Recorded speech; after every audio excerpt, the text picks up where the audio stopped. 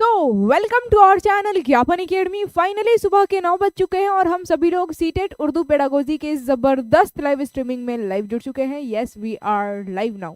और सबसे पहले आप सभी लोग चैट सेक्शन में यस और नो लिख करके बता दीजिए कि मेरी आवाज़ आप सभी लोगों तक पहुंच पा रही है कि नहीं। एवरीथिंग इज क्लियर नाउ और not? Tell me in the chat section, फटाफट लिख करके बताइए। और उसके बाद से आज का ये क्लास मैं बता दूं कि बहुत ही ज़्यादा इंपॉर्टेंट होने वाला है। जैसा कि आप लोगों ने थंबनेल पर देख ही लिया होगा, पेपर 1 एंड पेपर 2 दोनों पेपर का आज मैं प्रीवियस ईयर क्वेश्चंस यानी कि PYQs पिछले साल के सवालात जवाबात के साथ कराने वाली हूँ। तो तैयार हो जाइए, आज का क्लास कितना इम्पोर्टेंट है आप लोगों को पहले ही पता चल गया होगा। तो जल्दी से आ जाइए। जी हाँ, एक साथ आप सभी लोगों को और आपके परिवार वालों को हमारे तरफ से अस्सलाम वालेकुम, सलाम है, आदाब है। और जी हाँ, आप सभी को एक साथ वालेकुम अस्सलाम व रहमतुल्लाहि व बरकातहू and good morning to all of you. एक बार वीडियो को जल्दी से लाइक कीजिए और जल्दी से शेयर कीजिए। मैं 1 मिनट रुकूंगी और उसके बाद से क्लास स्टार्ट हो जाएगा। तो जल्दी से एक बार लाइक करके शेयर कीजिए चारों तरफ और बुला लीजिए सबको। कुछ अगर टेक्निकल एरर आ रहा है, नेटवर्क इशू है तो पहले ही बता दीजिए, क्योंकि मुझे जहाँ तक लग रहा है मैं लाइव आने की कोशिश कर रही थी, थोड़ा नेटवर्क इशू देखने को मिला। तो एक बार बताइए सब कुछ ठीक है, ऑल ओके? एक बार चैट सेक्शन में लिख करके बता दीजिए आप सभी लोग। वीडियो रुक रहा है?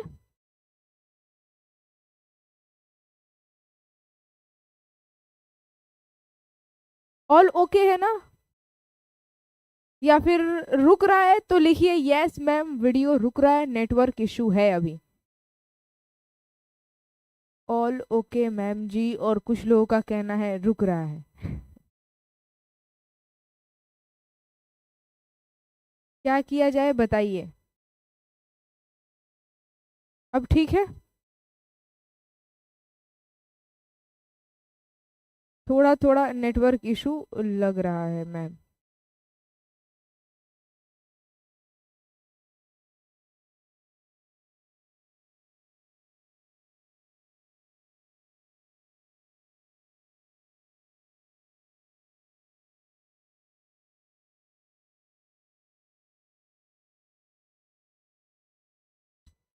अब बताइए तो एक बार।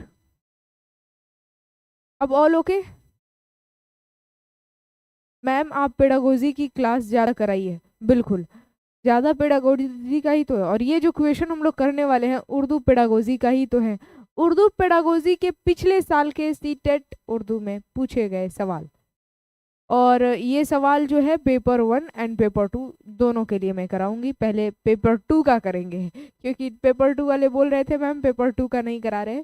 तो पेपर 1 और पेपर 2 अगर आप पेडागोजी से करते हैं तो बहुत ज़्यादा एक्सपीरियंस आपको आएगा, अनुभव मिलेगा। ठीक है, तो चलिए, ये मायने नहीं रखता है कि उर्दू पेडागोजी पेपर 1 का है कि पेपर 2। उर्दू पेडागोजी है ना, अगर आप पेपर 2 का लगा लेते हैं और आप हैं पेपर 1 वाले तो और भी ज़्यादा आपको एक्सपीरियंस मिलेगा। कठिन से कठिन सवाल भी पूछ देगा तो उसका आप लोग जवाब बता सकते हैं। तो चलिए स्टार्ट करते हैं आज का ये क्लास। हैशटैग बिस्मिल्लाह के साथ एक बार आग लगा करके लिख दीजिए।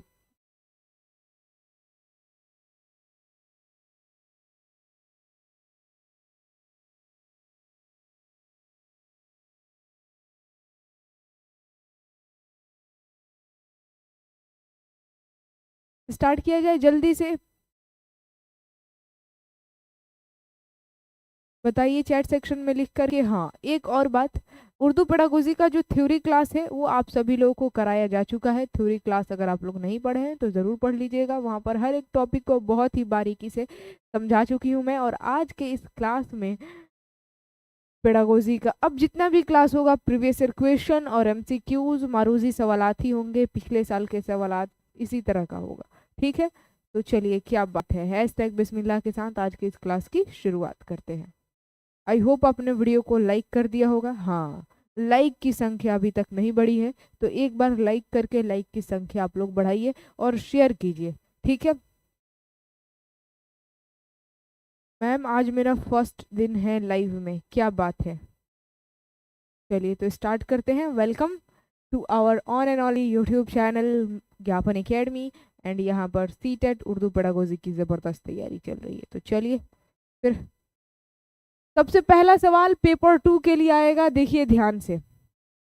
पेपर 1 एंड पेपर 2 दोनों का क्वेश्चन करेंगे। तो पेपर 2 का सबसे पहले देखते हैं पेडागोजी में कैसे कैसे सवालात हैं, और ये लैंग्वेज 1 नहीं, लैंग्वेज 2 का होगा। लैंग्वेज 1 या फिर लैंग्वेज 2 किसी में भी अगर आप लेते हैं तो कोई दिक्कत नहीं है। लैंग्वेज 2 से चलिए करते हैं, देखते हैं किस तरह का सवाल है और आप सभी लोग बना पाते हैं कि नहीं। डन, क्या बात है। तो लीजिए आपके सामने सबसे पहला सवाल पेडागोजी का 136 नंबर सवाल है। क्यों?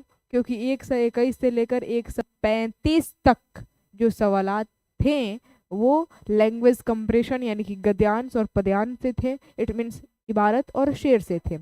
136 से लेकर के 150 तक जो क्वेश्चन होगा वो पेडागोजी का होगा। ठीक, तो सबसे पहला सवाल आपके स्क्रीन के ऊपर आ चुका है। सवाल पूछा जा रहा है कि जबान की तालीम के हवाले से कौमी दर्सियात का खाका यानी कि एनसीएफ 2005 का कौन सा बयान दुरुस्त है। एनसीएफ 2005 का कौन सा बयान दुरुस्त है, अब आपको बताना है। सामने आपके 4 ऑप्शन हैं, जरा इसको ध्यान से पढ़िए और उत्तर सही जवाब बताइए। ऑप्शन ए में है तमाम बच्चे अपनी स्कूली तालीम मादरी जुबान से शुरू करते हैं और स्कूली तालीम के 10 साल मुकम्मल होते वह 2 और ज़बानें सीख लेते हैं। ऑप्शन नंबर बी में है कि तमाम बच्चे रियासत की ज़बान अंग्रेज़ी और एक गैर मुल्की ज़बान सीखते हैं। तीसरा है कि तमाम बच्चे रियासत की तय करदा ज़बान में स्कूली तालीम हासिल करते हैं और जितनी ज़बानें मुमकिन होती है वह सीखते हैं। ये सही दिख रहा है। डी में देख लेते हैं क्या लिखा है। तमाम बच्चे आगे बढ़ने के लिए अंग्रेजी सीखते हैं। ये है 4 ऑप्शन। क्या लगता है, जरा सोच समझ करके आंसर बताइएगा। फर्स्ट क्वेश्चन है आपके सामने और ये पिछले साल सीटेट का original question, previous year question है, तो सोच समझ करके बताना है। देखते हैं क्या आंसर आ रहा है आप लोगों का।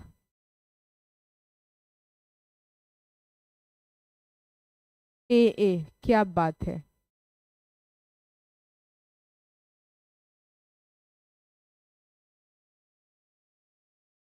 चलिए देखते हैं। स्टार्टिंग में ए आ रहा था और फिर सी आने लगा, ऐसा क्यों?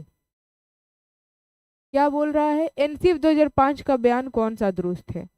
सामने 4, ए और सी। हाँ, बी और डी तो नहीं होगा, ये कंफर्म है। ए और सी में से ही हो सकता है। तमाम बच्चे अपनी स्कूली तालीम मादरी ज़बान से शुरू करते हैं, बात सही है। एनसीएफ 2005 भी कहता है कि बच्चों को क्लास 1 से लेकर के 8 तक, 1 से लेकर 8 तक प्राइमरी की जो शिक्षा है वो उसके मदर टंग यानी कि मादरी ज़बान में ही देनी है, मातृभाषा में ही देनी है। तो तमाम बच्चे अपनी स्कूली तालीम मादरी ज़बान से शुरू करते हैं और स्कूली तालीम के 10 साल मुकम्मल होते वह 2 और ज़बानें सीख लेते हैं।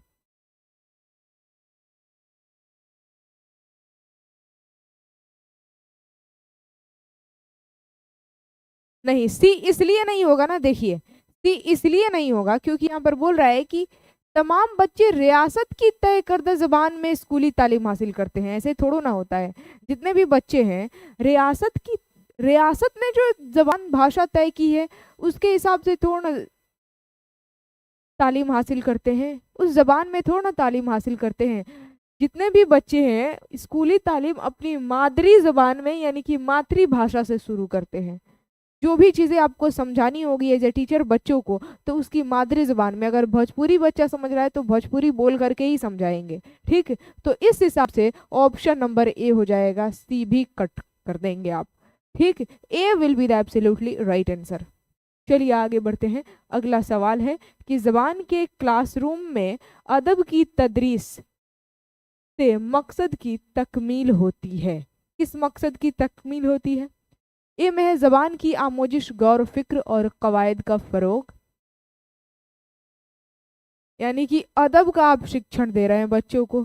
ज़बान की क्लासरूम में भाषा आप सिखा रहे हैं और अदब की तदरीस से कौन से मकसद की तकमील होती है? ए में दिया है ज़बान की आमोजिश, गौर फ़िक्र और कवायद का फ़रोग़।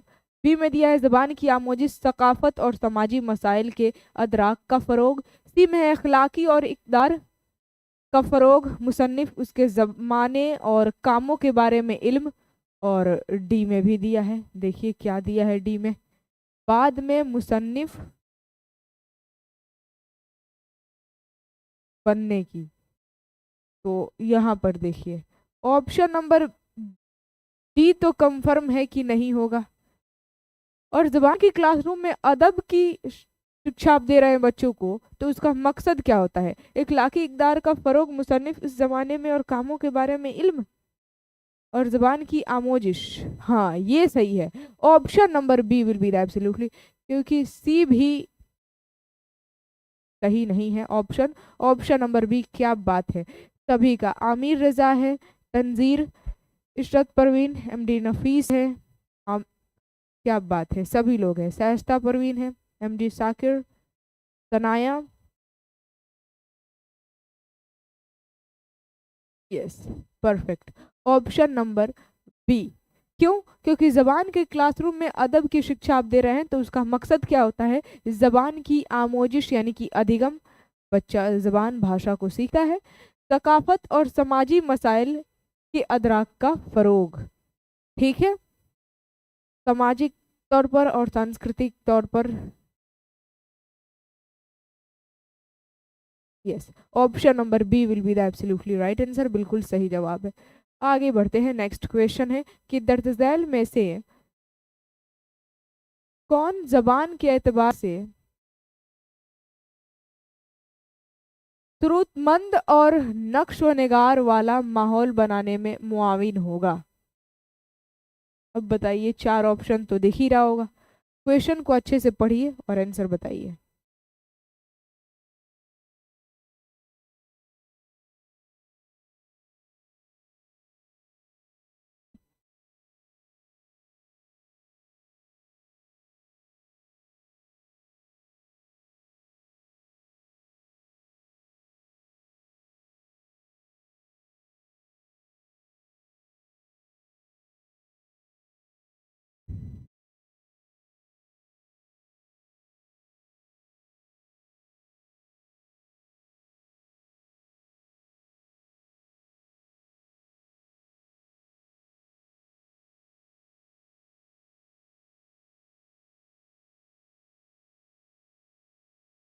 क्या हो रहा है इसका? ऑप्शन नंबर बी, सामने से हटू, लीजिए अब दिख रहा है।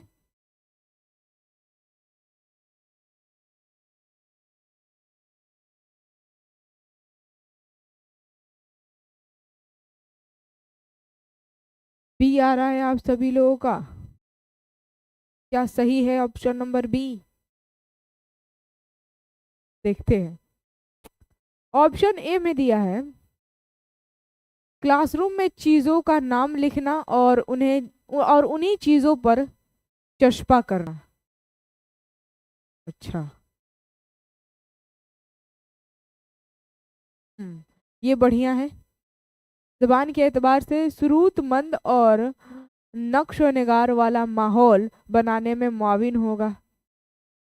देखते हैं ऑप्शन नंबर बी में क्या दिया है, तलबा से क्लासरूम में चीज़ों के नाम अपनी ज़बान में बताने के लिए कहना।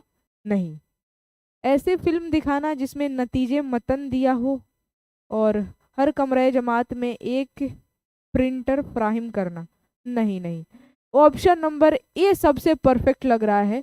क्यों? कि क्लासरूम में चीज़ों का नाम लिखना, जितनी भी चीज़ें हैं उसका नाम लिखेंगे और उन्हीं चीज़ों पर उस स्टिकर को ले जा करके चिपका देंगे, तो यानी कि चस्पा करवा देंगे, चिपका देंगे। तो इस तरीके से क्या होगा, option number A will be the absolutely right answer. ठीक, चलिए आगे बढ़ते हैं। अगला सवाल, दर्सियात से परे जबान का मतलब है, यानी कि आप दर्सियात से परे जाकर के बच्चों को पढ़ा रहे हैं, तो दर्सियात से परे जबान का मतलब है, ए में है मवाद के क्लासरूम में ज़बान की आमोजिश, या फिर ज़बान के क्लासरूम में मवाद या फिर मौजू की आमोजिश, या फिर सी में दिया है दर्सियात ज़बान में दरसियात में ज़बान को जोड़ना, या फिर डी में है आमोजिश की ज़बान व सकाफ़त। क्या होगा? इसको और ज़ूम कर दूँ? ये और ज़ूम हो सकता है। लीजिए।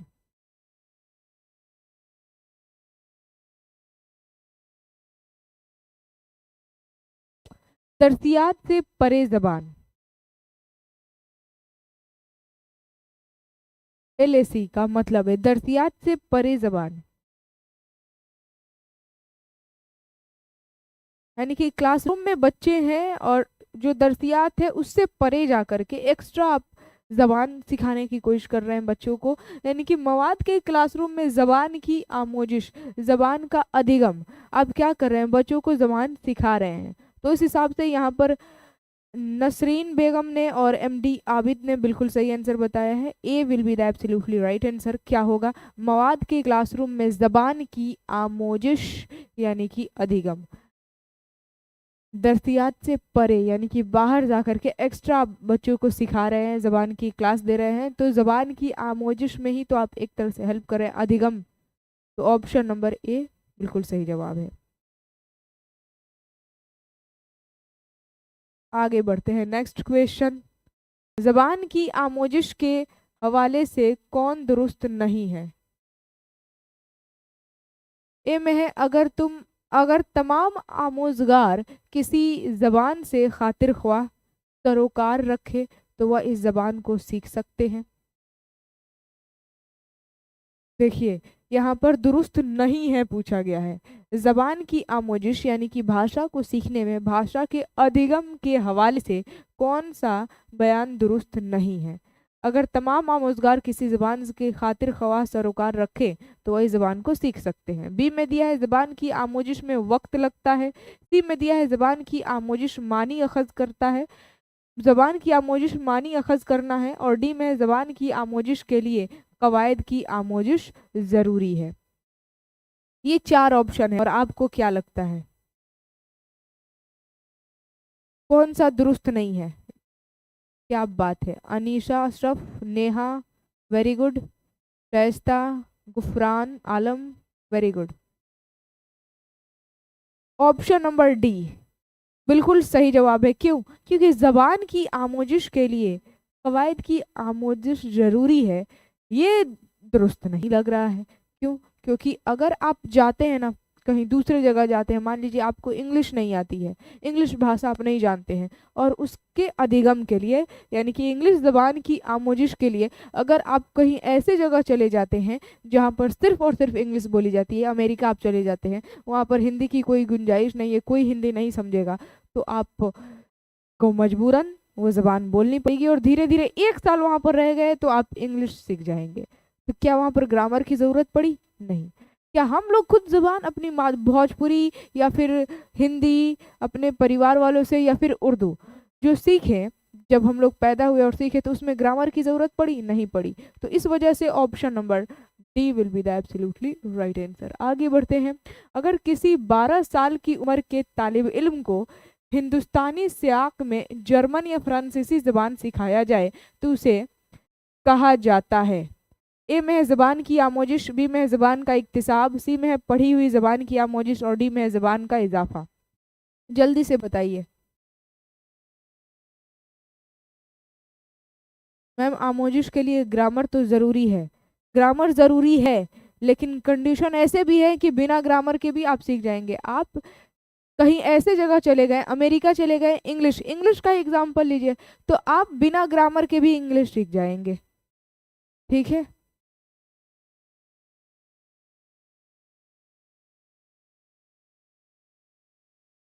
ऑप्शन नंबर डी सही था। इसका जवाब बताइए क्या होगा?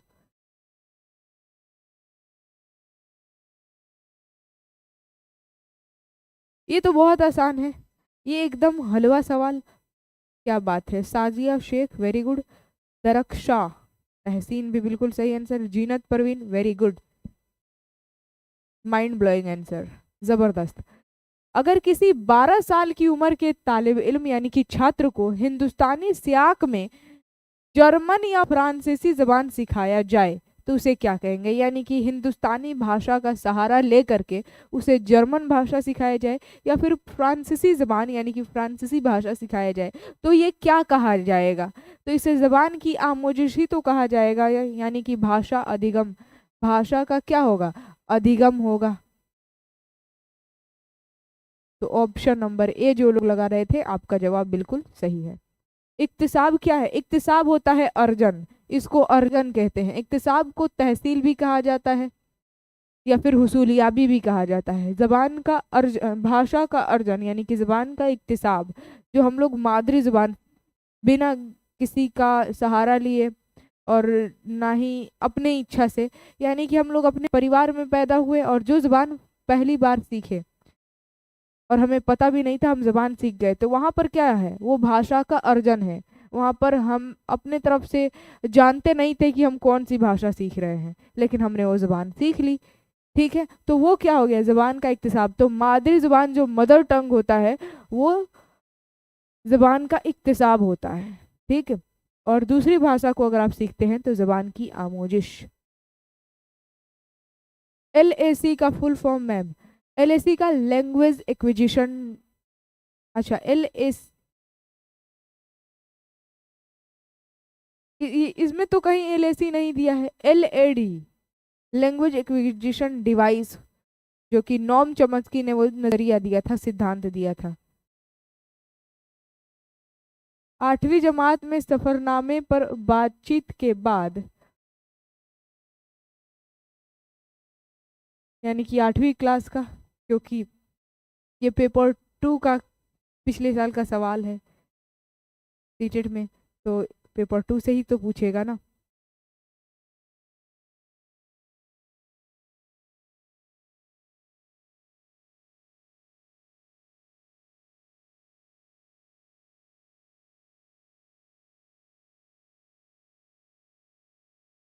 चलिए देखते हैं, 1 मिनट 140 का जरा देखे फिर से।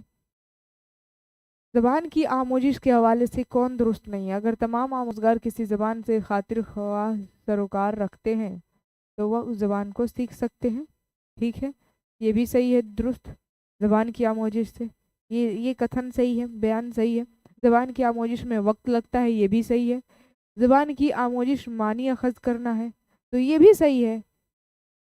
तो तीनों सही है, इस हिसाब से option number D will be that. ठीक है, इसका ऑप्शन नंबर डी ही होगा, 4 वाला ही होगा, सही है। देखिए यहाँ पर सवाल क्या था कि 8वीं जमात में सफरनामे पर बातचीत के बाद उस्ताद सफरनामे के ख्यालात व नज़रियात पर मबनी बहस व मुबाहसे की सरगर्मी को अंजाम देना चाहता है। तलबा चाहे उसके हक में हो या ना हो, इस सरगर्मी को क्या कहते हैं? क्या हुआ यहाँ पर? ध्यान से क्वेश्चन को समझिएगा। सवाल यहाँ पर पूछ रहा है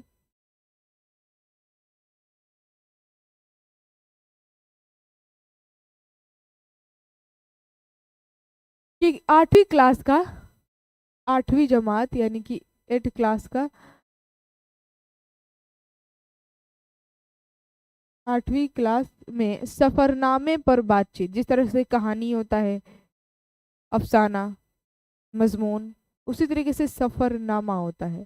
सफरनामा यानी कि कोई शायर या फिर कोई मुसन्निफ गया है सफर करने, तो वहाँ के यात्रा वृत्तांत जिस तरह से हिंदी में होता है, उसी को उर्दू में क्या कहते हैं? सफरनामा। तो वहाँ के दृश्य मंजर को दिखाता है लिख करके। अभी हम लोग कहीं घूमने के लिए जाते हैं तो मोबाइल वगैरह लेकर के जाते हैं कैप्चर करने के लिए, लेकिन शायर और जितने भी मुसन्निफ जब जाते थे तो वो लिख दिया करते थे वहाँ के दृश्य, अपने साथ डायरी और कलम लेकर के जाया करते थे।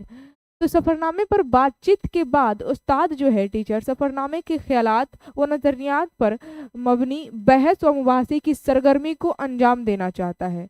यानी कि वो जो सफरनामा है उसके ख्यालात और नजरियात पर आधारित जो बहस और मुबाहसे हैं, उसकी सरगर्मी गतिविधि को अंजाम देना चाहता है। तलबा चाहे उसके हक में हो या फिर ना हो, इस सरगर्मी को क्या कहते हैं? काम पर मबनी सरगर्मी या फिर तफ्तीशी सरगर्मी या फिर तनकीदी फरोग या फिर बातचीत की सरगर्मी, क्या कहेंगे इसे? कोई सफरनामे हैं और इसके ख्यालात और नज़रियात पर मबनी बहस और मुबाहसे की बात आ गई ना, तो तफ्तीशी होगा, याद रखिएगा। जहाँ पर भी बहस और मुबाहसा की सरगर्मी को अंजाम देना चाहता है, तो चाहे तलबा हक में हो या फिर ना हो, इस सरगर्मी को कहा जाता है तफ्तीशी सरगर्मी। तो क्या कहेंगे इसका? Option number, yes, B will be the absolutely right answer.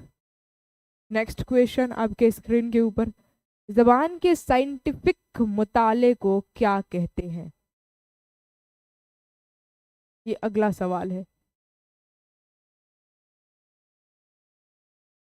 ए में है लिसानियात, बी में है जबान की साइंस, सी में है कवायद और डी में है बातचीत का मुताला। फास्ट आंसर बताइए, ये बहुत आसान है।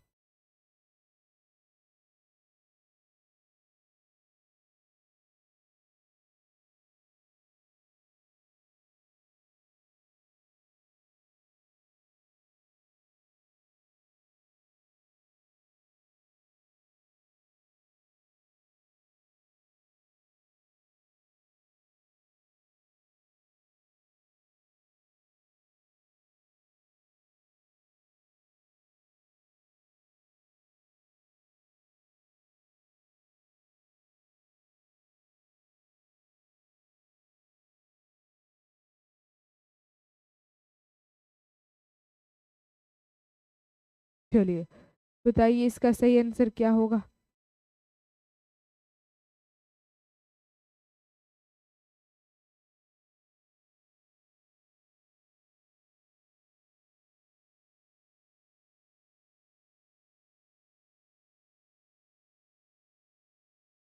सवाल का कहना है आमोजिश और इक्तिसाब को एक बार जस्टिफाई कर दीजिए।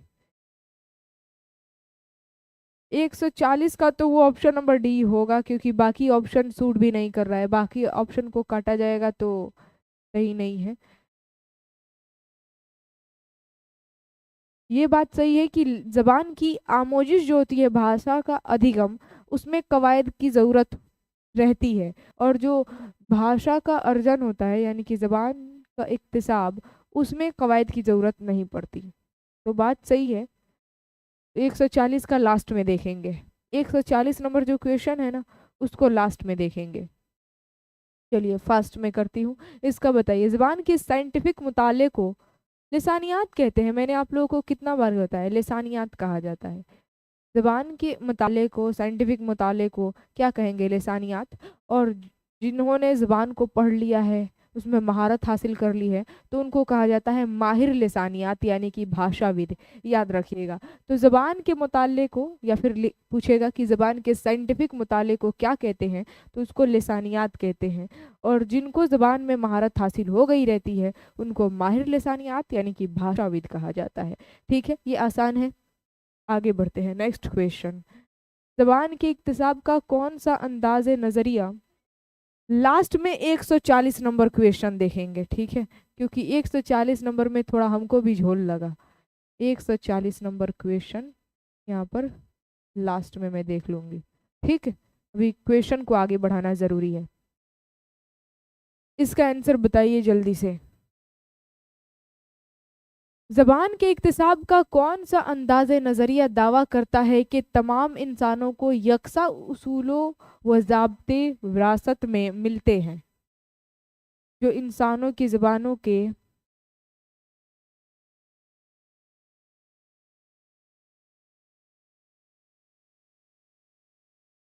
रुकिए 1 मिनट, यस, चलिए अब पढ़ते हैं। ज़बान के इक्तिसाब का कौन सा अंदाज़ नज़रिया दावा करता है कि तमाम इंसानों को यकसा उसूल व ज़ाब्ते विरासत में मिलते हैं? कौन सा अंदाज़ नज़रिया यह दावा करता है कि तमाम इंसानों को यकसा उसूल व ज़ाब्ते विरासत में मिलते हैं, जो इंसानों की ज़बानों के कलियों को काबू में रखते हैं, और तमाम इंसानी ज़बानें एक दूसरे के मुमासिल हैं?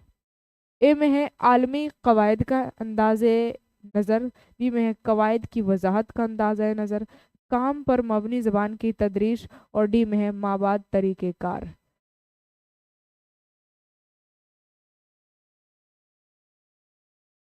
अगर इसका जवाब देखा जाए तो जहाँ तक मुझे लगता है कि तमाम इंसान की बात कर रहा है कि अंदाज नज़र ज़बान की इक्तिसाब यानी कि अर्जन का कौन सा अंदाज नज़र या अंदाज नज़रिया या दावा करता है कि तमत में मिलते हैं, तो ये आलमी कवायद का नज़रिया, ऑप्शन नंबर ए, इसमें तो कोई दो राय नहीं है। आलमी कवायद का नज़रिया ही कहेगा, अंदाजे नज़र या फिर नज़रिया भी कह सकते हैं, कोई दिक्कत नहीं है।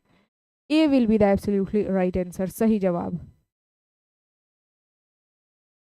नेक्स्ट क्वेश्चन, अगला सवाल, क्योंकि सभी तमाम इंसान की बात कर रहा था। यहाँ पर देखिए अगला सवाल है कि जबान की आमोश के हवाले से कौन सा बयान दुरुस्त है। ए में है, अगर कोई शख्स किसी एक जबान का अच्छा कारी है तो वह दूसरी जबान का भी अच्छा कारी हो सकता है। अच्छा, ये हो गया ऑप्शन नंबर ए। बी में दिया है, दूसरी जबान की आमोजिश में पहली जबान हाइल होती है। तीसरे में, किसी कई जबानों के आमोजिश तलबा पर बोझ होती है। और अहले ज़बान का तलफ़ुज़ सबसे मौज़ू होता है। अब बताइए इसका सही जवाब क्या होगा, क्या होना चाहिए। आंसर सोच समझ करके बताना है कि सवाल बहुत अच्छा पूछा है।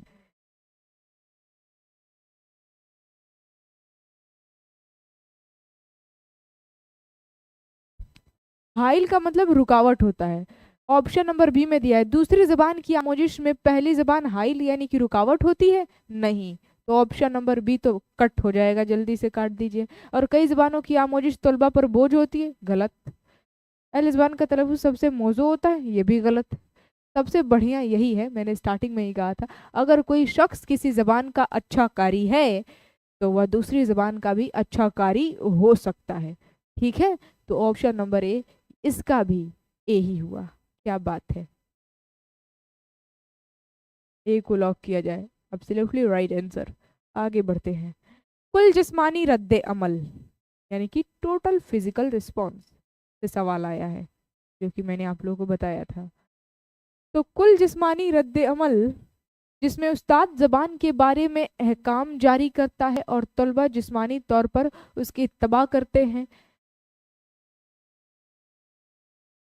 का शुमार ज़ुबान की आमोजिश के किस हिकमत अमली में होता है। ए में है मवाद वकूफ़ी हिकमत अमली, बी में है वकूफ़ी हिकमत अमली, सी में है तासुराती हिकमत अमली और डी में है लफ्जियाती हिकमत अमली। यानी कुल जिस्मानी रद्द अमल जिसमें उस्ताद ज़बान के बारे में अहकाम जारी करता है और तलबा जिस्मानी तौर पर उसकी इत्तबा करते हैं, बात सही है। इसका शुमार यानी कि तलबा क्या करते हैं,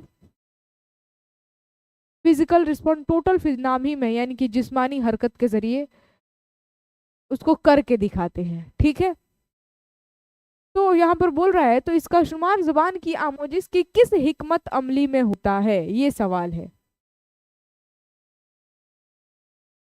जो आपन एकेडमी पर क्लास चलता है उसका जो है नोटिफिकेशन आपन एकेडमी पर ही बताया जाता है, टेलीग्राम पर आप लोग जो लोग नहीं जुड़े हैं आपन एकेडमी वाले, वो जरूर जुड़ जाएगा, सारा नोटिफिकेशन वहीं पर मिलेगा। ठीक है,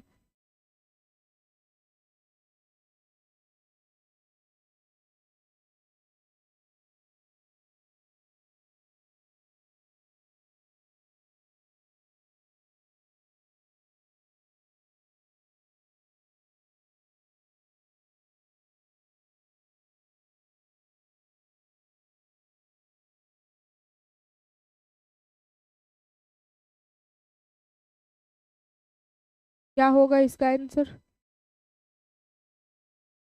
ध्यान से इसको सोच समझ करके लगाइएगा, यूं ही जल्दी से नहीं बताना है। ठीक, देखिए, कुल जिस्मानी रद्द में अमल यानी कि टोटल फिजिकल रिस्पॉन्स में उस्ताद जो है टीचर जबान के बारे में अहकाम जारी करता है और तलबा क्या करते हैं, जिस्मानी तौर पर उसे करके दिखाते हैं। तो इसका शुमार जुबान की आमोजिश की किस हिकमत अमली में होगा। माबाद हिकमत अमली तो नहीं, और ना ही वो कुफी होगा। याद रखिएगा, ये लफ्जियाती हिकमत अमली कहलाएगा। Option number D will be the absolutely right answer. D हो जाएगा बिल्कुल सही जवाब। तो option number D perfect option है ही है। तासुराती तो बिल्कुल नहीं होगा।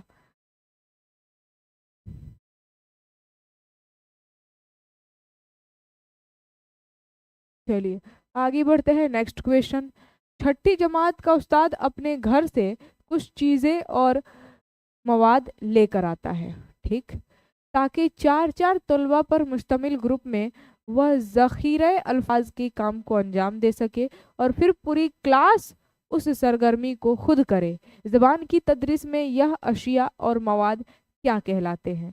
आमोजिश के घरेलू अशिया, या फिर क्लासरूम में रखे हुए सामान, या फिर ज़बान की तदरीसियाती मवाद, या फिर नकल सौत। ये भी सवाल अच्छा सवाल है। 147 नंबर पर हम लोग पहुंच चुके हैं और पेपर 2 का 3 क्वेश्चन है पेडागोजी से।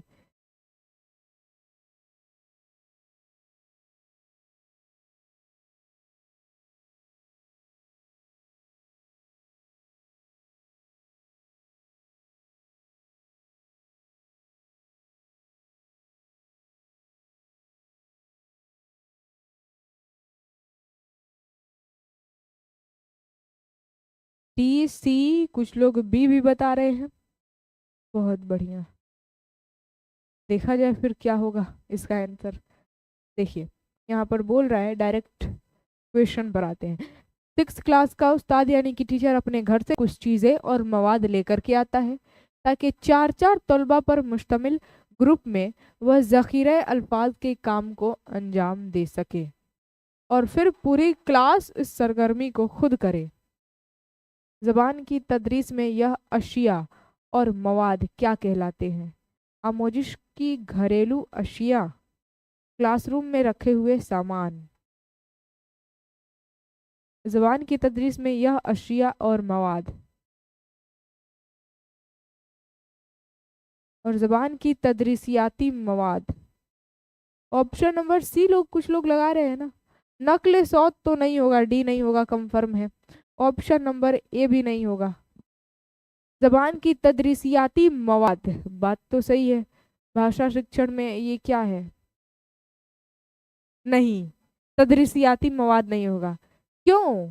क्योंकि यहाँ पर आप कह सकते हैं कि उस्ताद जो है अपने घर से कुछ चीज़ें और मवाद लेकर के आता है और स्कूल में रखता है और ज़ख़ीरा अल्फाज के काम को अंजाम देता है, फिर पूरी क्लासरूम उस सरगर्मी को खुद करता है।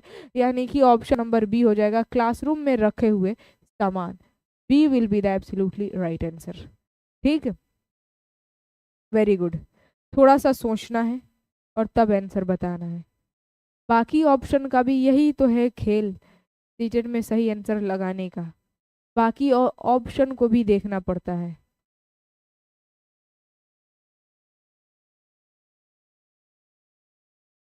कुछ सामान अपने घर से लेकर के आता है, कुछ क्लासरूम में रखे हुए सामान का यूज करता है, तो यहाँ पर ऑप्शन नंबर बी होगा। ठीक, चलिए आगे बढ़ते हैं नेक्स्ट क्वेश्चन की तरफ। दरसी कुतुब तख्लीक़कारों की नज़मों, कहानियों, ड्रामों और दूसरी किस्म की तहरीरों पर मुश्तमिल होती है। हमें इस तरह के मवाद का इंतखाब करना पड़ता है क्योंकि यह मवाद मुस्तनद और फितरी ज़बान में होते हैं। चलिए ऑप्शन नंबर ए तो सही दिख रहा है, बाकी ऑप्शन को भी देख लेते हैं, कहीं इससे बेहतर दिखाई दे। दरसी किताब ही इस्तेमाल करने के मकसद से लिखे जाते हैं। सी में है इन्हें मारूफ व मशहूर तख्लीक़कार लिखते हैं, या फिर डी में है आसान ज़बान में होते हैं। देखिए दरसी किताब या फिर दरसी कुतुब तख्लीक़कार कारों की नज़मों, कहानियों, ड्रामों और दूसरी किस्म की तहरीरों पर मुश्तमिल होती है। दरसी किताब जो होती है वो नज़मों, कहानियों, ड्रामों और दूसरी किस्म की तहरीरों पर मुश्तमिल होती है। तो हमें इस तरह के मवाद का इंतखाब करना पड़ता है क्योंकि यह मुस्तनद और फितरी ज़बान में होते हैं। ये बात बिल्कुल सही है, ऑप्शन नंबर ए बिल्कुल सही लग रहा है। बाकी अगर देखेंगे तो बी नहीं होगा, दरसी किताबें इस्तेमाल करने के मकसद से लिखे जाते हैं, या फिर उन्हें मारूफ व मशहूर तख्लीक़कार लिखते हैं, ये भी नहीं होगा। सबसे बढ़िया जो है ऑप्शन नंबर है, ये मुस्तनद होते हैं और फितरी ज़बान में होते हैं। नेक्स्ट क्वेश्चन, कि एक उस्ताद महीने में 3 बार ज़बानी जांच यानी कि लैंग्वेज टेस्ट और 1 बार ओपन बुक टेस्ट यानी कि किताब रख कर जवाब देना मुनाकिद करता है, और इस तरह वह तलबा का अंदाज़ा कद्र करता है यानी कि मूल्यांकन करता है, इवेल्युएशन करता है। तो इस तरह की जांच को क्या कहेंगे? तकमीली जांच, तश्कीली जांच, या फिर ज़बानी और तहरीरी महारतों की जांच, या फिर पोर्टफोलियो की जांच? सोच समझ कर के आंसर बताना है, क्योंकि ये भी मैंने आप लोगों को टॉपिक पढ़ाया था। गलत बस नहीं होना चाहिए।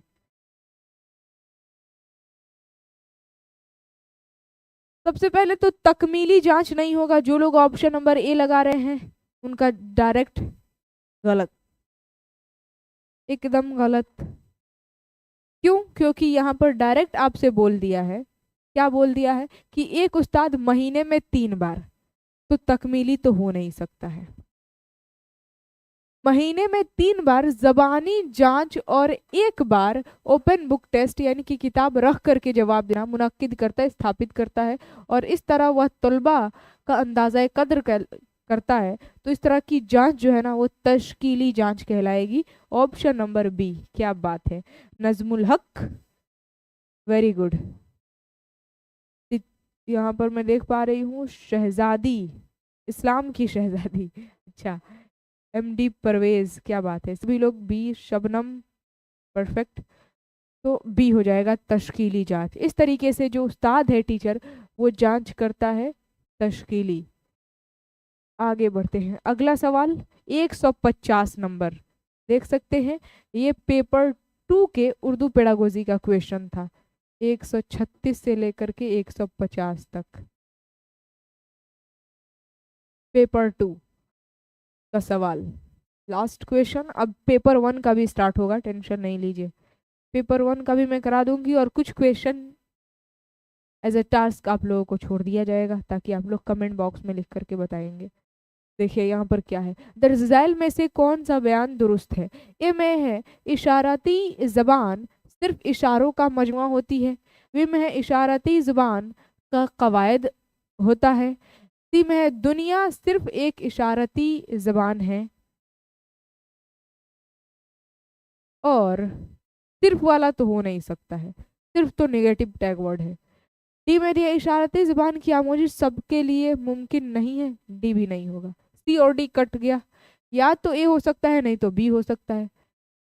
इशारती ज़बान सिर्फ लीजिए, ऑप्शन नंबर ए भी कट, इसमें भी सिर्फ है, सिर्फ इशारों का मजमुआ होता है, तो ऑप्शन नंबर ए भी नहीं होगा, क्योंकि इसमें भी सिर्फ आ गया। जहां पर भी सिर्फ आ जाए वो निगेटिव टैग वर्ड में माना जाता है। यहाँ पर भी सिर्फ है, यहाँ पर भी सिर्फ है, ये दोनों कट हो गया। और डी तो बिल्कुल नहीं होगा, option number B will be the absolutely right answer. कितना आसान है ये, आंसर बता दिए हम लोग। अब चलिए पेपर 1 का करते हैं, उर्दू पेडागोजी का। और फिर से 136 नंबर से सवाल स्टार्ट हो रहा है, लेकिन ये पेपर 1 का है, यानी कि 1 to 5 वालों का, जिन्होंने डीएलएड किया है। सवाल यहाँ पर क्या पूछ रहा है कि जबान की आमोजिश के बारे में दर्ज झैल में से कौन सा बयान दुरुस्त नहीं है, कौन सा कथन सही नहीं है, आपको बताना है। लीजिए, जबान की आमोजिश यानी कि भाषा अधिगम के आधार पर आपको बताना है। और 4 ऑप्शन ये रहा। ऑप्शन ए में दिया है कि जबान की महारतें एक जबान से दूसरी जबान में मुंतकल की जा सकती हैं। बी में दिया है अगर बच्चे को मौका और दरकार वक्त दिया जाए तो वह कई ज़बानें सीखने की सलाहियत रखता है। सी में है मादरी ज़बान दूसरी या गैर मुल्की ज़बान सीखने में हारिज होती है, और मादरी ज़बान और दूसरी या गैर मुल्की ज़बान सीखने में मुआविन होती है। ये 4 आपके सामने बयान है, बताइए कौन सा बयान दुरुस्त नहीं है? नहीं है बताना है, कौन सा बयान दुरुस्त नहीं है।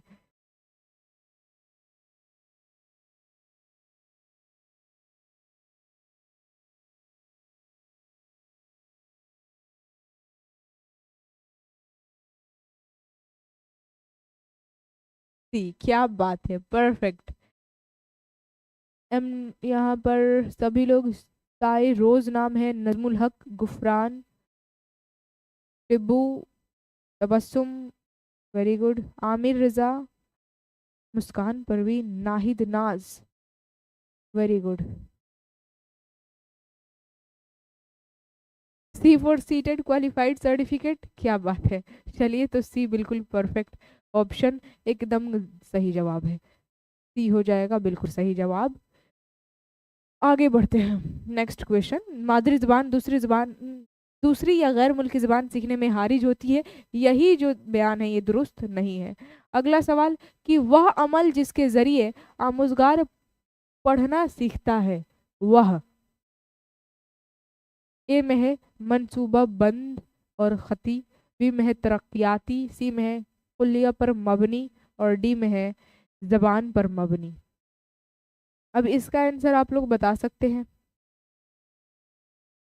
याद रखिएगा, वह अमल जिसके जरिए आमुज़गार पढ़ना सीखता है वो तरक्याती होता है। B will be the absolutely right answer. इसका ऑप्शन नंबर बी, बहुत आसान है।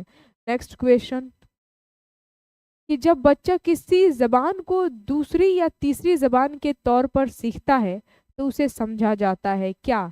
जबान का हुसूल, जबान की तजरीद या फिर जबान का नमू, और डी में है जबान की आमोजिश। तो ये इतना आसान है। अब क्योंकि पेपर 2 का आप क्वेश्चन करके, पेपर 2 के उर्दू पेडागोजी का जब आप क्वेश्चन करेंगे ना तो पेपर 1 आसान लगता है कि जब बच्चा किसी ज़बान को दूसरी या फिर तीसरी ज़बान के तौर पर सीखता है तो उसे ज़बान की आमोजिश यानी कि अधिगम ही तो कहा जाता है ना। तो option number D will be the absolutely right answer. फिर है अगला सवाल कि ज़बान की क्लास में कहानियों के इस्तेमाल के हवाले से दर्ज झैल में से कौन सा तरीका मौजू है? चलिए देखते हैं। ए में है इखलाकी बयान के लिए कहानियों का इस्तेमाल, बी में है किसी कुल्लिया की तदरीस के लिए कहानी का इस्तेमाल, और सी में है हिकमत अमली के तौर पर कहानी का बयान, और डी में है तसव्वुरात के तौर पर कहानी की तदरीस।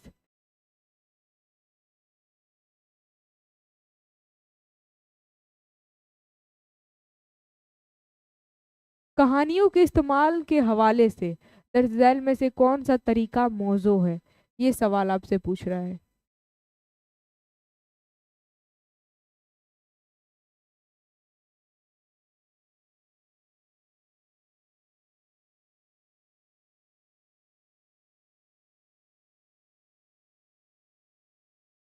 ठीक, हिकमत अमली के तौर पर कहानी का बयान, ये सही है। अखलाकी बयान के लिए कहानियों का इस्तेमाल नहीं, हिकमत अमली के तौर पर कहानियों का बयान। Very good, option number C होगा। C will be the absolutely right answer. ठीक है, हिकमत अमली के तौर पर कहानी का बयान, ये कहानियों के इस्तेमाल के हवाले से ये तरीका सही है। बयान जो करेंगे, कहानी आप सुनाएंगे हिकमत अमली के तौर पर। आगे बढ़ते हैं। नेक्स्ट क्वेश्चन, चौथी जमात का उस्ताद तलबा को बहुत से जुमले देता है जिसमें वह के साथ के लिए जैसे अल्फाज का इस्तेमाल करता है। जब तलबा उस्ताद के उन मुकर्ररा मकानी अल्फाज से वाकिफ हो जाते हैं तो उस्ताद उन लफ्ज़ों की मदद से दूसरे जुमले लिखने के लिए कहता है और आखिर में उनसे बताता है कि यह अल्फाज हुरूफ़े जार हैं। इस हिकमत अमली को क्या कहते हैं? चलिए, बहुत अच्छा सवाल है। लीजिए, ऑप्शन 4 है आपके स्क्रीन के ऊपर। ए में है कवायद की तदरीस, बी में है तौज़ीही मालूमात, सी में है शऊरी बेदारी और डी में है खेल के अंदाज में कवायद। तो देखिए यहाँ पर क्या किया उस्ताद ने। यहाँ पर उस्ताद ने, चौथी क्लास का वो टीचर है, उस्ताद तलबा को बहुत से जुमले देता है जिसमें क्या रहता है, के साथ के लिए जैसे अल्फाज का इस्तेमाल करता है, जिसमें तलबा उस्ताद के उन मुकर्ररा मकानी अल्फाज से वाकिफ हो जाते हैं। के साथ के लिए उससे वाकिफ हो जाते हैं तो उस्ताद उन लफ्ज़ों की मदद से दूसरे जुमले लिखने के लिए कहता है और आखिर में उनसे बताता है कि यह अल्फाज हुरूफ जार है। ये जो के साथ के लिए है, जो जोड़ने का काम कर रहे हैं, ये क्या है, हुरूफ जार है, आखिर में बताता है।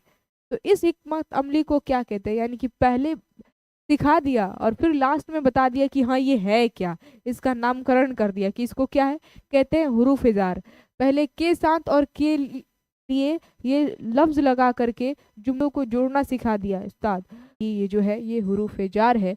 तो यहाँ पर क्या किया, ये अमल हिकमत अमली क्या कहते हैं, इसे शऊरी बेदारी कहते हैं। Option number C will be the absolutely right answer. और यहाँ पर शेख आफरीन ने बिल्कुल सही आंसर बताया है, C will be the absolutely right answer. C C सी।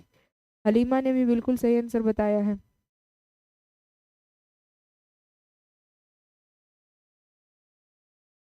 इसे शऊरी बेदारी कहेंगे। नेक्स्ट क्वेश्चन, स्कूली तालीम में कसीर लिसानियत बतौर पॉलिसी का क्या मतलब है? कसीर लिसानियत यानी कि अलग अलग भाषा बोलने वाले, बोले जाने को क्या कहते हैं, कसीर लिसानी। तो स्कूली तालीम में कसीर लिसानियत बतौर पॉलिसी का क्या मतलब है?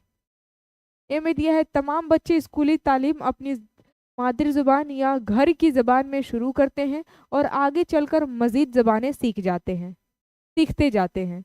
बी में है तमाम बच्चे रियासती ज़ुबान को तदरीस के मीडियम के तौर पर सीखते हैं और अंग्रेज़ी हिंदी सीखते हैं। सी में दिया है तमाम बच्चे बुनियादी दर्जात से ही अंग्रेज़ी रियासती और हिंदी ज़बान सीखते हैं।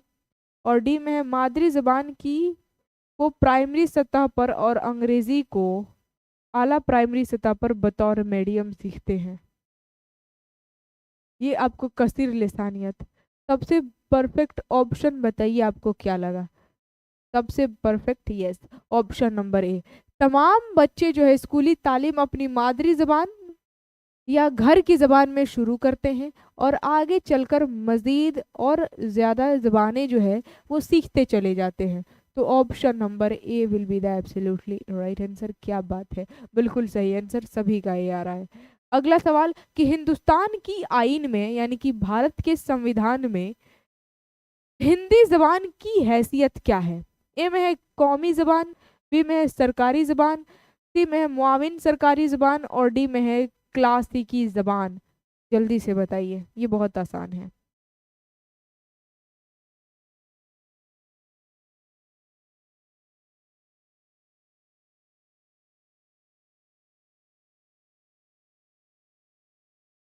ये आसान है, मैंने आप लोगों को बताया था। क्या बात है, शबा अबरन, क्या नाम है, ऊपर चला गया। अच्छा, शबाब रानी, बिल्कुल सही answer. Rizwan, very good. MD Parvez and Halima, very good. ठीक है, ऑप्शन नंबर बी, हिंदुस्तान की आइन यानी कि भारत के संविधान में हिंदी जबान को जो हैसियत दी गई वो सरकारी जबान की हैसियत दी गई है। इंग्लिश को मुआविन सरकारी जबान की हैसियत दी गई है, ये मैंने आप लोगों को बताया था। ठीक है, तो option number be absolutely right answer. क्या बात है। नेक्स्ट क्वेश्चन, इब्तदाई बरसों में आमुज़गारों की गलतियों की, यानी कि इब्तदाई सालों में प्रारंभिक शिक्षा जब बच्चों की चल रही है तो शुरुआत के जो वर्ष होते हैं साल, इब्तदाई वर्षों में आमुज़गार यानी कि बच्चे जो हैं, आपके छात्र जो सीख रहे हैं, उनकी गलतियों की क्या करेंगे? ऑप्शन ए में है इस्लाह फौरन करनी चाहिए, या फिर इस्लाह बिल्कुल ही नहीं करनी चाहिए, या फिर मश्क के ज़रिए उन्हें गलतियों को बताना चाहिए, या फिर जायद काम और मश्क के ज़रिए उनकी इस्लाह करनी चाहिए। बताइए क्या होगा? ये भी आसान है।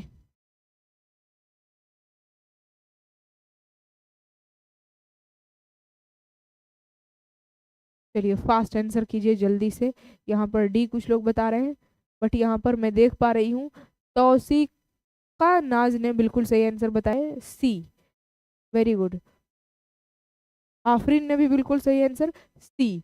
क्यों सी? कि मश्क के जरिए उन्हें गलतियों को बताना चाहिए। इब्तदाई बरसों में आमुज़गार जो है, स्टूडेंट गलती कर रहा है अगर, तो उनकी गलतियों की इस्लाह फौरन करनी चाहिए, या फिर इस्लाह बिल्कुल ही नहीं करनी चाहिए, या फिर मश्क के जरिए उन्हें गलतियों को बताना चाहिए। तो याद रखिएगा, ये एनसीएफ 2005 में भी कहा गया है कि फौरन इस्लाह नहीं कर देना है, आराम से मश्क के जरिए उन्हें गलतियों को बताना चाहिए। प्रैक्टिस वगैरह करा करके आप करा रहे हैं तो उनको गलतियों को बता दें, ताकि उनका कॉन्फिडेंस भी डाउन ना हो इस वजह से। तो option number C will be the absolutely right answer. इससे बच्चा सीख भी जाएगा कि हाँ इसको ऐसे नहीं करना है या फिर इसको ऐसे नहीं पढ़ना है, कोई गलती करता है तो। ठीक। नेक्स्ट क्वेश्चन, ये मैंने आप लोगों को कितना बार बताया है। नेक्स्ट क्वेश्चन है कि पांचवी जमात का उस्ताद तलबा से अपनी पसंद के बारे में ग्रुप में तबादला ख्याल करने और अहम बातों को जुमलों में लिखने के लिए कहता है। तो तलबा ने अपने ख्यालात को नोट किया, एक खाका बनाया और एक इक्तबास लिखा, और लिखने के इस तरीके को आप क्या कहेंगे? लिखने का ये तरीका क्या कहलाएगा, आपसे सवाल पूछ रहा है।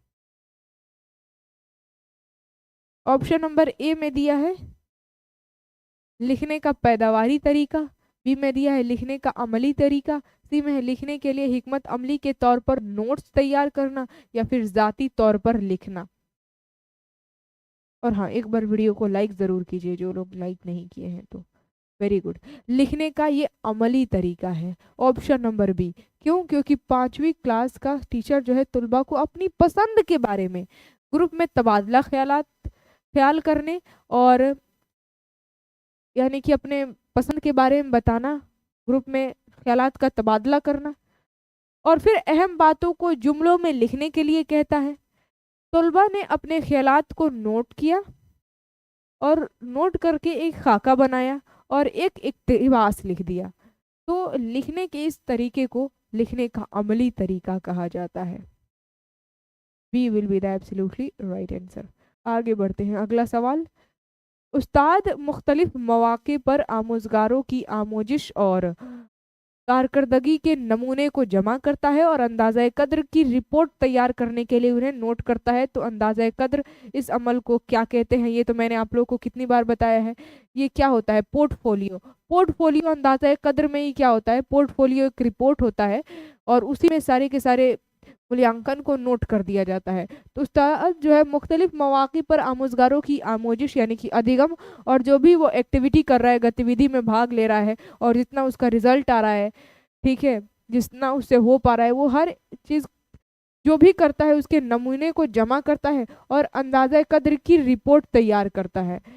रिपोर्ट तैयार करने के लिए उन्हें नोट करता है। इसे क्या कहेंगे? पोर्टफोलियो। अंदाजा कद्र, पोर्टफोलियो में रिपोर्ट ही तैयार किया जाता है, बच्चे के बारे में सारी मालूमात होती है। एक बार पोर्टफोलियो रिपोर्ट देखने पर बच्चे का विकास कहाँ कहाँ तक हुआ है ये सब पता चल जाता है। ज़बान की तदरीस का कौन सा तरीका आमोजिश के माहुसल पर मुर्तकज है? मुर्तकज लिखे, मरकज है। चलिए देखते हैं। ऑप्शन नंबर ए में है मादरी ज़बान पर मबनी ज़बान की तदरीस, बी में है अहलियत पर मबनी ज़बान की तदरीस, तरसीली ज़बान की तदरीस, या फिर ज़बान की तदरीस का जू लिसानी तरीका।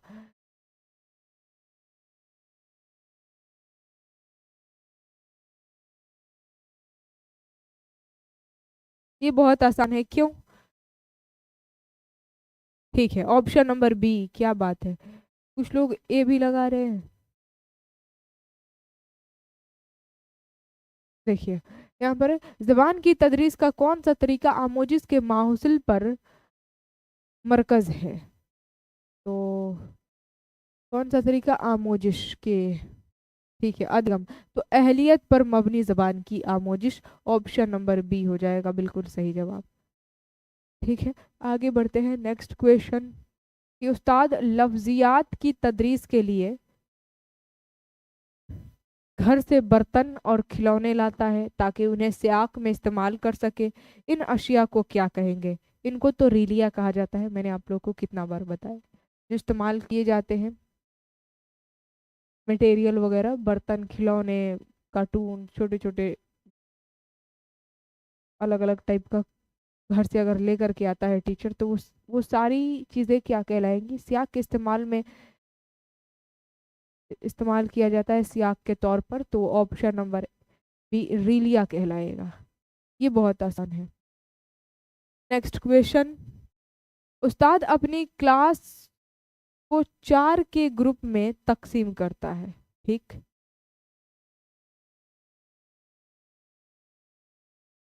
ये है। और काफी गौर व खोज के बाद बहस व मुबाहसा के जरिए फितरी मनाजिर, इमारतों और अफराद पर ख्यालात यकजा करने और उन पर एक मुख्तसर रिपोर्ट लिखने के लिए कहता है। इस अमल को क्या कहेंगे? प्रोजेक्ट का काम, मफूज़े काम, या फिर बोलने और लिखने का काम, या फिर सैर सपाटा? ये तो एकदम सैर सपाटा तो नहीं होगा। ऑप्शन नंबर डी तो बिल्कुल नहीं होगा। यहाँ पर सैर सपाटा नहीं हो रहा है। यस, इसको प्रोजेक्ट का काम कहेंगे। क्यों? क्योंकि यहाँ पर गौर व खोज के बाद बहस व मुबाहसा के जरिए फितरी मनाजिर, इमारतों और अफराद पर ख्यालात यकजा करने और उन पर एक मुख्तसर रिपोर्ट लिखने के लिए कहता है। तो इस अमल को प्रोजेक्ट वर्क कहेंगे, क्योंकि ग्रुप में भी तो बांटा है। ये will be the absolutely right answer. फिर है 149 नंबर सवाल। क्या बात है। और लास्ट एक सवाल और है, उसके बाद से एंड होगा आज का ये क्लास। तीसरी जमात का उस्ताद नज्म नरगिस पढ़ाने से पहले अपने तलबा से कहता है कि वह आपस में स्कूल के रास्ते और घर के आसपास पाए जाने वाले फूलों, घास और पौधों के बारे में बातचीत करें।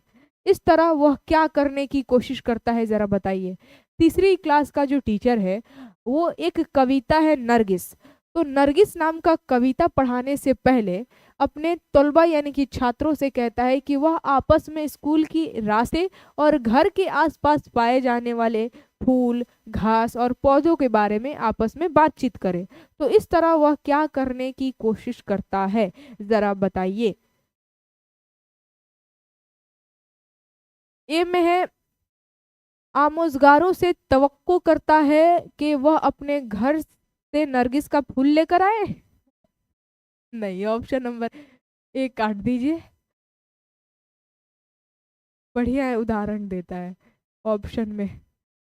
बी में दिया है क्लासरूम की तदरीस और मालूमात से साबका मालूमात को जोड़ना। बिल्कुल बात सही है, ऑप्शन नंबर बी। बाकी ऑप्शन पर जाने की ज़रूरत ही नहीं है, बी बिल्कुल सही है। क्यों? क्योंकि क्लासरूम की तदरीस और मालूमात से साबका मालूमात को जोड़ना, यानी कि पहले से बच्चे जो जान रहे होते हैं, जो उनको पहले से पता है, उनसे जोड़ने की, यानी कि यहाँ पर फितरी तरीके से पढ़ाने की कोशिश कर रहा है बच्चा।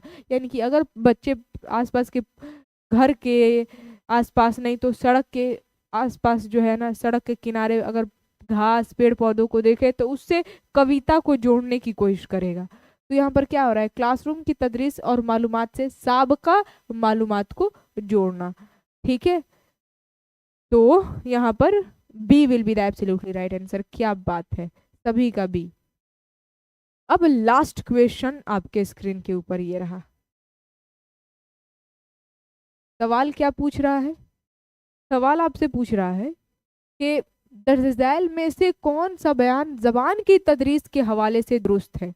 ए में है लिखने से पहले पढ़ने का फरोग, बी में है आमोजगारों के लिए पढ़ने से पहले लिखना जरूरी है, या फिर पढ़ना और लिखना साथ साथ फरोग पाते हैं, और डी में दिया है पहली जबान दूसरी जबान की आमोजिश में हारिज होती है। नहीं, ऑप्शन नंबर डी तो पहले कट कर दीजिए। क्या बात है, बिल्कुल सही आंसर। लगातार सी सी सी सी। क्या बात है। शाहीन, जूही, जीनत, नाहिदा और एमडी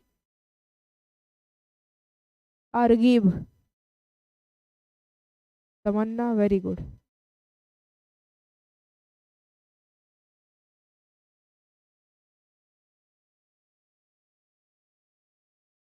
तो ऑप्शन नंबर सी, पढ़ना और लिखना साथ साथ फरोग पाते हैं। इवन सिर्फ पढ़ना और लिखना ही नहीं, ये देखिए LSRW, लिसनिंग, स्पीकिंग, रीडिंग और राइटिंग, चारों एक साथ साथ ही साथ फरोग पाते हैं। बच्चा सुनता है, उसके बाद से बोलता है, पढ़ता है, लिखता है, ये चारों चीजें एक साथ होती है। ऐसे तो ना कि पहले बच्चा सुना, उसके बाद से सुनने का प्रक्रिया पूरा कर लिया तब बोलेगा, बोलने का प्रक्रिया पूरा कर लिया तब पढ़ेगा, और पढ़ने का प्रक्रिया पूरा कर लिया तब लास्ट में लिखेगा। ऐसा नहीं होता है, चारों चीजें एक साथ चलती है। पढ़ना और लिखना साथ साथ फरोग पाती है, रीडिंग और राइटिंग एक साथ, लिसनिंग स्पीकिंग एक साथ सब। ठीक है, तो option number C will be the absolutely right answer. Ma'am please मेरा नाम भी लीजिए, शबा खान। चलिए मैंने आपका नाम ले लिया। और फाइनली इसी के साथ यहाँ पर क्वेश्चन का द एंड हो गया। टोटल पेपर 1 से 15 क्वेश्चन हम लोगों ने किया, और पेपर 1 से जो 15 क्वेश्चन था, पेपर 2 से 15 क्वेश्चन पेडागोजी का 30 क्वेश्चन हम लोगों ने किया। 30 में आपका कितना सही हुआ जरा चैट सेक्शन में लिख करके बता दीजिए। और आज की इस क्लास का पीडीएफ ज्ञापन एकेडमी ऑफिशियल टेलीग्राम पर मिल जाएगा। लाइक शेयर वगैरह नहीं किए हैं तो ज़रूर कर दीजिएगा, वीडियो को लाइक शेयर वगैरह करना ज़रूरी है। और साथ में अपने परिवार में जो लोग नए नए आए होंगे, हिस्सा बनने के लिए चैनल को सब्सक्राइब जरूर करेंगे। कमेंट बॉक्स में लिख करके बताना है कि आज का ये उर्दू पेडागोजी का 30 क्वेश्चन मैंने कराया है कैसा रहा। ठीक है मैम जी, कल हम लोगों की तरफ वोट है। हाँ ये तो बात है, दूसरे चरण का वोटिंग कल है, तो एकदम सोच समझ करके चुनाव करना है। वैसे तो मैंने तो वोट दिया है, 6 तारीख को ही मैंने दे दिया था।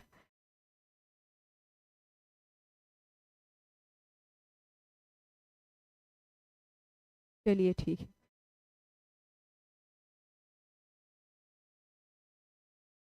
चलिए, तो इसी के साथ पेपर 1 एंड पेपर 2 दोनों का हम लोग पेडागोजी का क्वेश्चन कर लिए। कमेंट बॉक्स में लिख करके बताइएगा कि आज का ये क्लास कैसा रहा, ज़रूर बताइएगा।